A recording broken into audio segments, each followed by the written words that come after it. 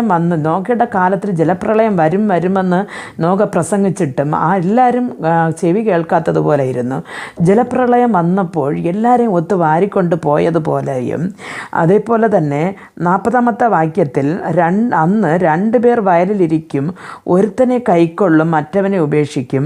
2 പേർ ഒരു തിരിക്കൽ പൊടിച്ചുകൊണ്ടിരിക്കും, ഒരുത്തിയെ കൈക്കൊള്ളും, മറ്റവളെ ഉപേക്ഷിക്കും എന്ന് കാണുന്നു. പ്രിയ ദൈവമക്കളെ, അങ്ങനെയെന്ന് പറഞ്ഞാൽ അപ്പോൾ ഒരുത്തരെ വിട്ടിട്ട് ഒരുത്തരെ എടുക്കുമെന്നല്ല. 2 പേരും രക്ഷിക്കപ്പെട്ടവരാണെങ്കിൽ 2 പേരും എടുക്കും. അപ്പോൾ കർത്താവിൻ്റെ വരവ് സമയത്ത് നാം ചെയ്യുന്നത് രഹസ്യ വരവെന്ന് പറയുമ്പോൾ നാം ചെയ്യുന്ന ജോലികൾ അങ്ങനെ ചെയ്തുകൊണ്ടേയിരിക്കും. നാം ഓഫീസിലിരിക്കുകയാണെങ്കിൽ ഓഫീസിലിരിക്കും, വയലിലിരിക്കുകയാണെങ്കിൽ വയലിലിരിക്കും. അവിടെ 2, 3, 4 പേർ ഇരിക്കുകയാണെങ്കിൽ അതിൽ എത്ര പേർ രക്ഷിക്കപ്പെട്ടിട്ടുണ്ടോ അവർ അത്ര പേരും എടുത്തുകൊള്ളപ്പെടും. പിന്നീട് നാം നോക്കുമ്പോൾ കുറേ പേരെ ഈ ഭൂമിയിൽ കാണത്തില്ല. അപ്പോൾ വചനമറിയാമെന്നുള്ളവർ മനസ്സിലാക്കും